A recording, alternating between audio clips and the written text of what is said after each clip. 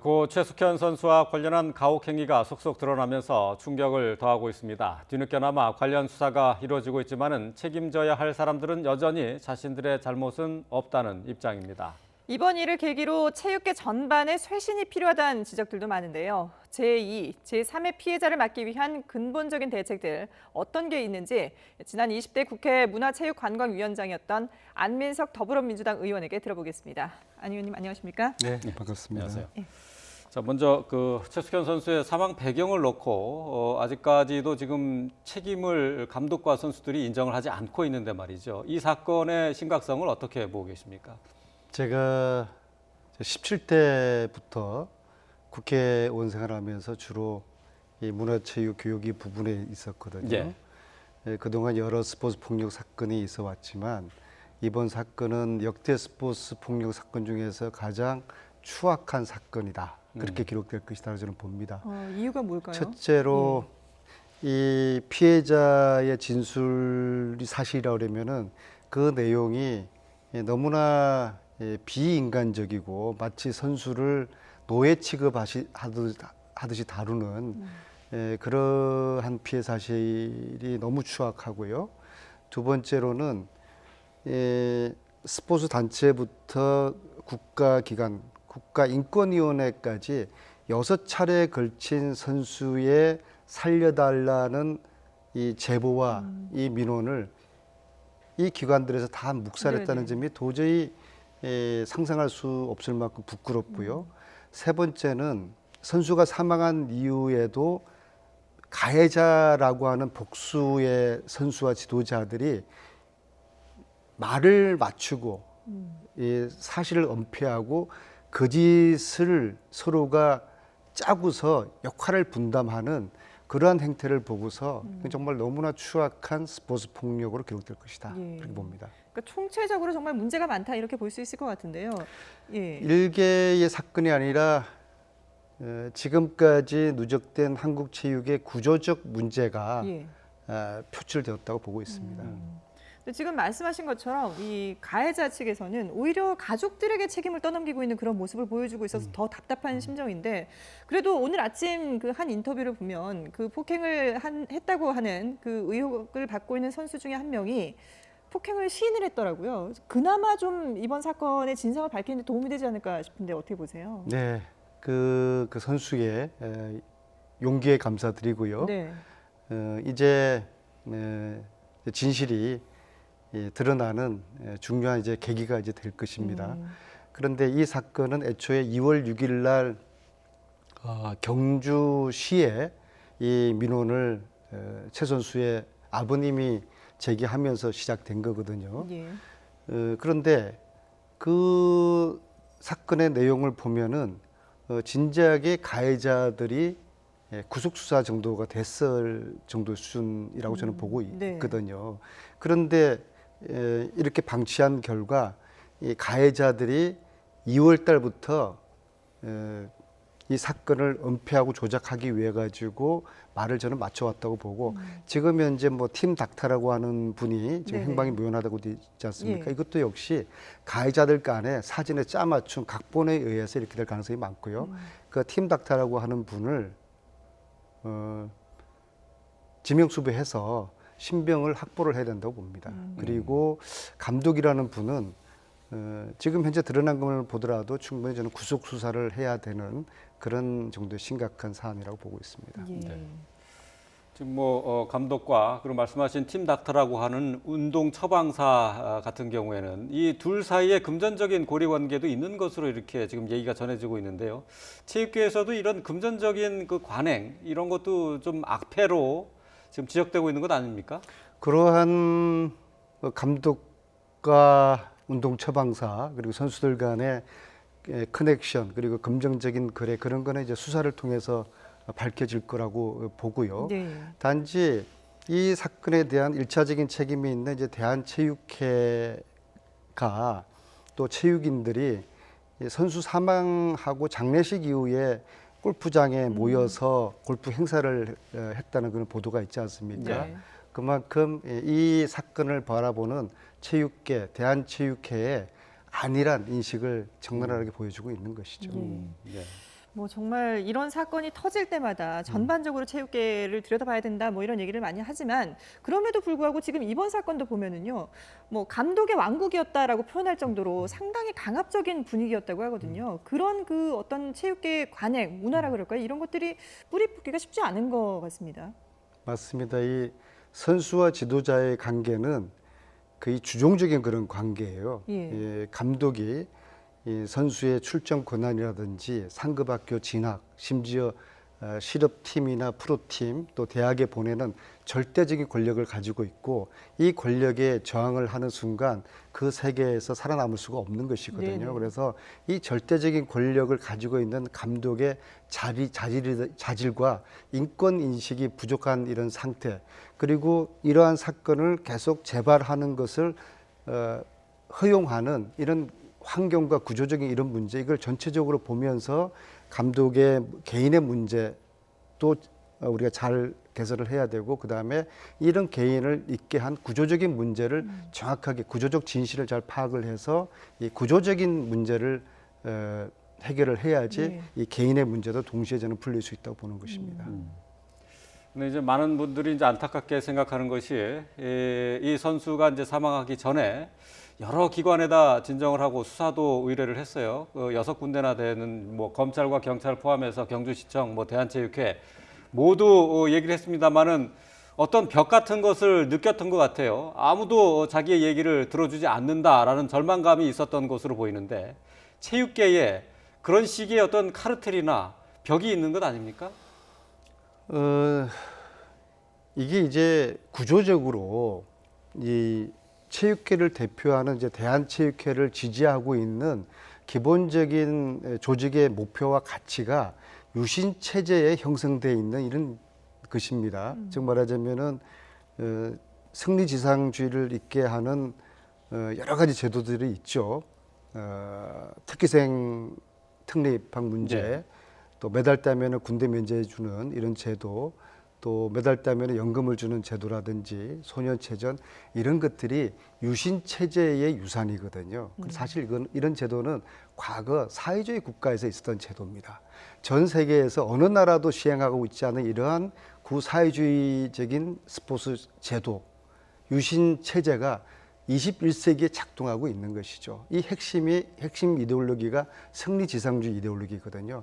이런 승리지상주의 이데올로기 하에서는 인권은 뒷전이고 메달이 우선이죠. 그래서 운동선수들 중에서 매맞지 않고 운동해본 사람들이 거의 없을 거예요. 네. 네. 그래서 이 유신 체제를 극복하지 않는 한은 이 스포츠 인권이라는 것은 저는 요원하다고 봅니다. 네. 근데 뭐 저 안 의원께서는 이제 문화체육관광위원장도 하셨지만은 이 방면으로 계속 노력을 해오셨단 말이죠. 근데 이 문제는 계속해서 지적이 돼 왔어요. 근데 이게 왜 깨지지 않습니까? 여러 가지 이유가 있겠지만요. 지금 대한체육회에 문제가 있다고 저는 생각을 합니다. 왜냐하면은 이 대한체육회는 선수들을 관리하고 또 지도자들을 관리하고 지도자들이 지금 한 15,000명 정도가 될 겁니다. 예. 그리고 대한체육회 산하협회와 연맹이 62개가 있거든요. 이 전체를 관리하는 대한체육회가 소위 말하는 개혁을 지금 저항하고 있어요. 마치 검찰 개혁에 대해서 검찰이 저항을 하듯 대한체육회 개혁에 대해서 스포츠 혁신에 대해서 대한체육회가 저항하고 있는 이러한 현실을 제가 10년 넘게 봐왔거든요. 그래서 이 대한체육회가 소위 말하는 정신 차리지 않고서는 대한체육회가 개혁하지 않고서는 대한체육회가 개혁의 대상이 지금 되어버렸어요. 개혁의 주체가 돼야 될 대한체육회가 개혁의 대상이 되고 있는 이 현실을 꼭 바꿔내야 됩니다. 이번 그건 기회에. 어떻게 바꿀 수 있을까요? 대한체육회 회장도 이번 기회에 다시 한번 뭐 거듭나서 이런 일이 다시는 발생하지 않도록 하겠다라고 다짐을 했거든요. 근데 그게 결국은 또 그 똑같은 지켜지지 않는 워딩을 거잖아요. 지난해 심석희 선수 사태 그렇죠. 때도 그때도 예, 뭐 그렇죠. 쇄신하겠다, 예. 쇄신하는 네. 모습 보여주겠다 얘기했었거든요. 또 2005년에 대한체육회 회장하셨던 분도 2005년에는 쇼트트랙 국가대표 선수들이 태릉 선수촌에서 구타 당했던 사건이 네네. 있었어요. 그때도 대한체육회장이 똑같은 이야기들을 합니다. 예. 그러나 구조와 시스템에 대한 개선은 하지 않고서 말만 하고 또 사건은 재발되고 이번에도 아마 이 시스템을 바꾸지 않으면은 또 머지않아서 이런 일이 재발할 것 같은데요. 구조를 어떻게 바꾸느냐? 첫째는 이 대한체육회가 엘리트 체육에 치중하지 않도록 대한체육회가 스포츠 클럽을 중심으로 한 국민 건강을 위해서 누구든지 즐겁고 재미있고 신나게 운동할 수 있는 그런 클럽을 대한체육회가 만들어야 내야 됩니다. 그렇게 하기 위해 가지고는 대한체육회와 KOC라는 대한올림픽위원회는 그 올림픽 메달을 위해서 네네네. 존재하는 단체거든요. 대한체육회와 KOC를 분리를 시켜야 됩니다. 그래서 이 이원 체제로 가서 국민 건강을 위한 스포츠 클럽, 그 속에서 유럽 스포츠 클럽처럼 우수한 선수가 나오고 국가대표가 나오면 이것을 대한올림픽위원회에서 올림픽에 출전시키는 그런 이원화된 체제를 바꿔야 되고, 이것이 사실은 김대중 정부부터 국정과제였습니다. 근데 이게 왜 안 됐냐? 대한체육회가 끊임없이 저항을 하는 겁니다. 근데 대한체육회 저항한다고 이게 못했느냐? 국민들이 여기 대해서 별 관심이 없어요. 검찰 개혁은 국민들이 관심이 있으니까 지금 그 9분 응선 넘고 있죠. 다행히 이제 최근에 이 사건 이후로 대통령께서 올바른 방향을 잡으셨어요. 이제는 메달보다도 선수의 인권이 더 중요하다.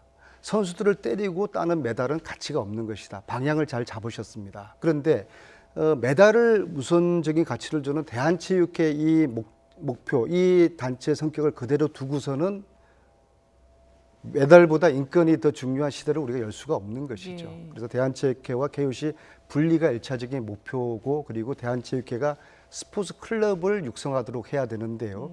이것이 사실 국회에서도 여러 차례 법으로 제출이 됐었더랬습니다.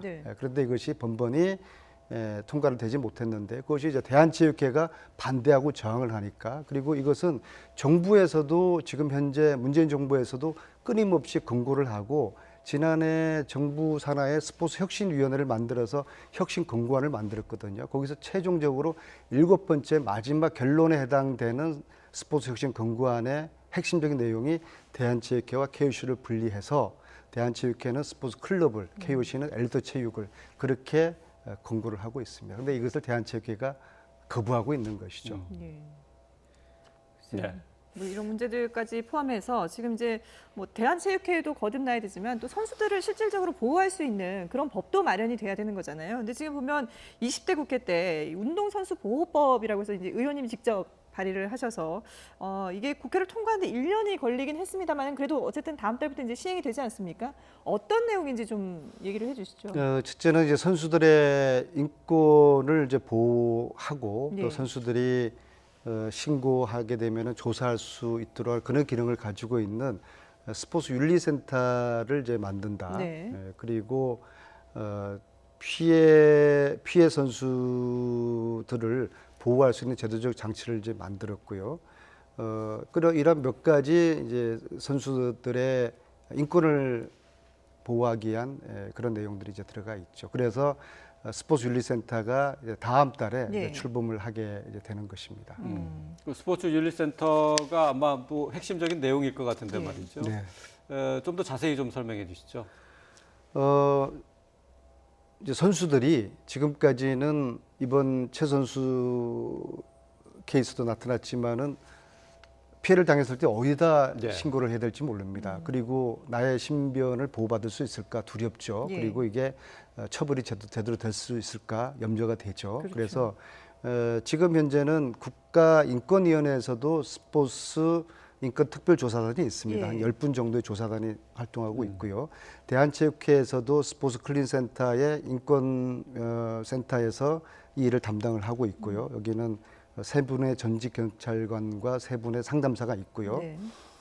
그러나 이것이 제대로 이제 작동을 하지 이제 못하니까는 이런 일이 생긴 거죠. 그래서 스포츠 윤리센터에서는 선수가 불안해하지 않고 선수를 보호할 수 있으면서 제대로 조사를 할 수 있는 그런 기능을 부여할 수 있도록 문체부 산하기구지만은 독립성을 부여하면서 스포츠 윤리센터가 출범을 하는 것인데 사실은 언젠가는 이 스포츠 윤리센터는 없어져야죠. 부끄러운 센터입니다. 그런데 보면 지금까지 선수들의 인식도 그렇고 설문조사 결과를 봐도요. 뭐 이런 일이 터지면 선수들에게 진상조사를 한다고 해서 뭐 혹시나 주변에 피해를 보는 사람이 없느냐라고 설문조사를 하지만 그때뿐이고, 그리고 또 막상 이렇게 호소를 하려고 해도 이게 과연 나의 그 피해나 보상이 이런 것이 제대로 이루어질까 앞서도 말씀을 잠깐 하셨지만 그런 부분에 대한 두려움이 일단 크거든요. 이번에 그럼 다음 달에 그 오픈한다고 하는 스포츠 윤리센터 같은 경우에는 정말 진심으로 선수들이 믿고 가서 얘기를 속 얘기를 터놓을 수 있는 그런 제도인가요? 네, 그런 취지로 법을 만들었고요. 예. 그런데 아직 이제 아쉬운 게 이제 몇 가지가 있습니다. 첫째는 수사권이 없습니다. 그래서 특별사법 경찰관 제도를 도입을 해야 될 필요성이 있고요. 네. 그리고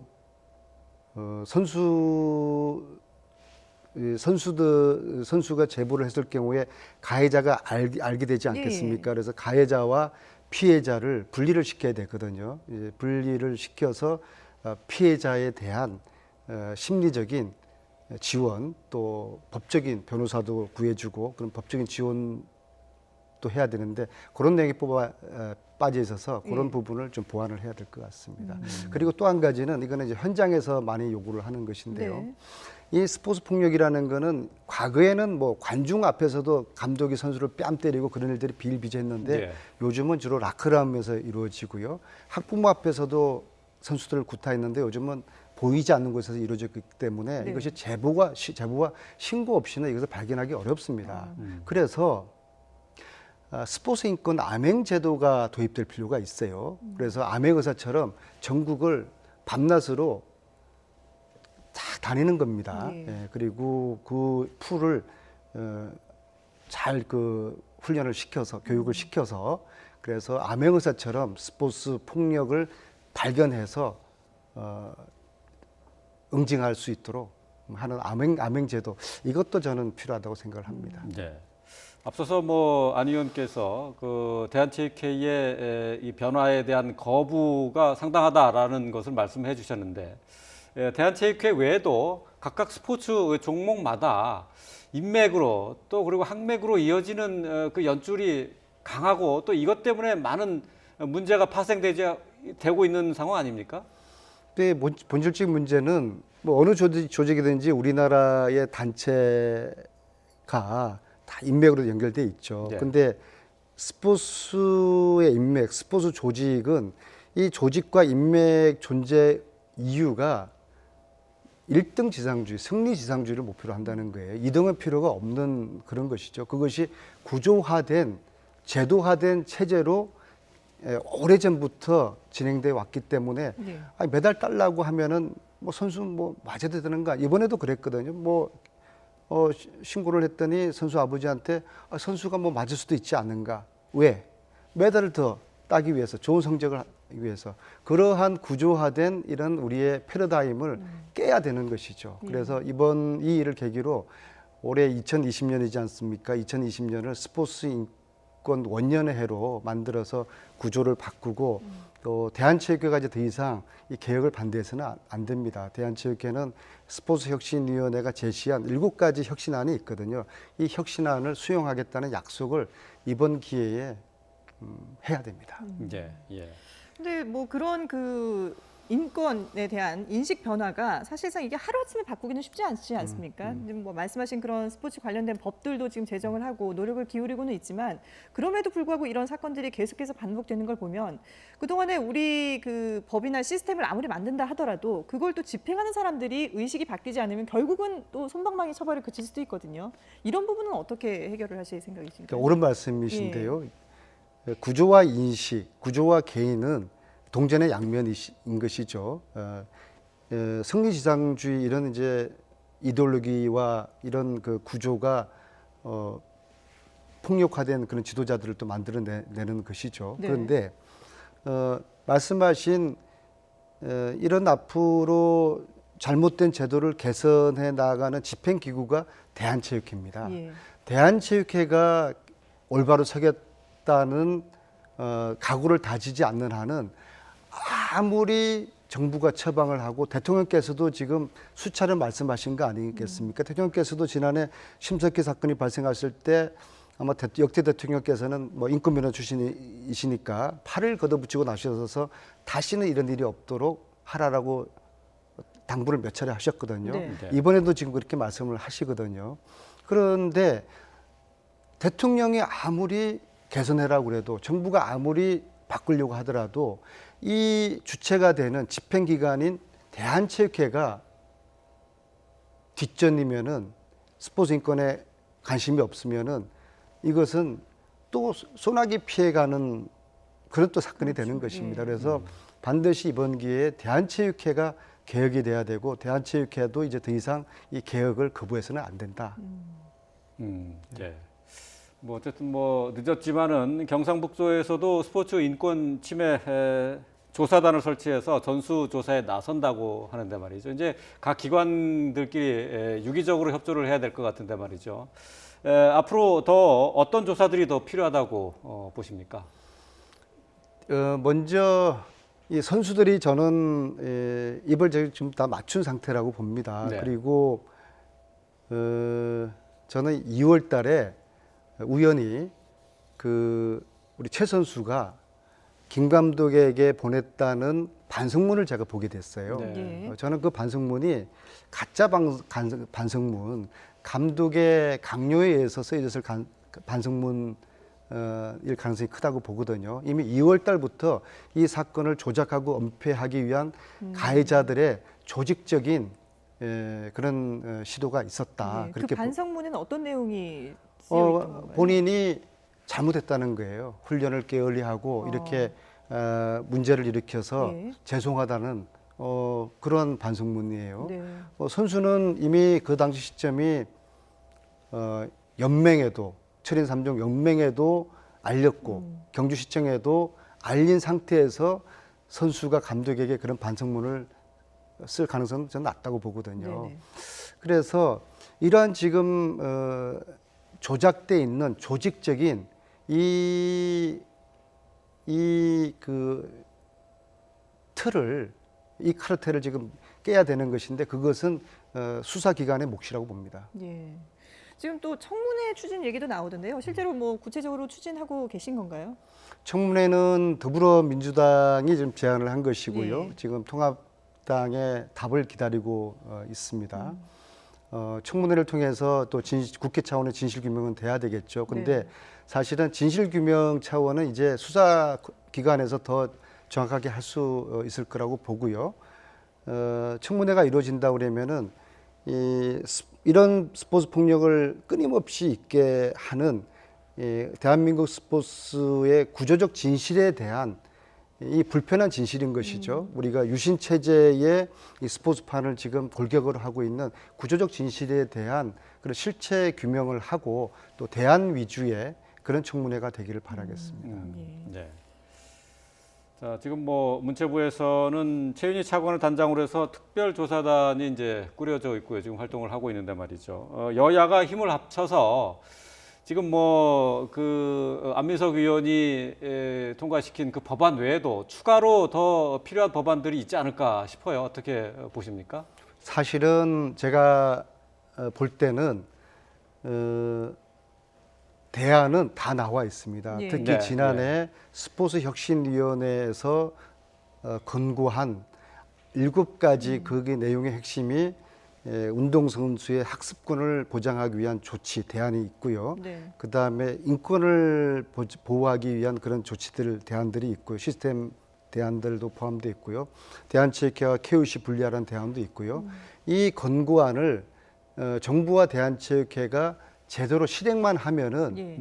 더 이상 이런 문제는 없을 텐데요. 그래요. 지금까지는 그런 실행 의지에서 다소 좀 의구심이 있었는데 이번 사건을 계기로 해서 정부나 대한체육회가 스포츠 혁신 권고안을 아주 철저하게 실천하겠다. 예.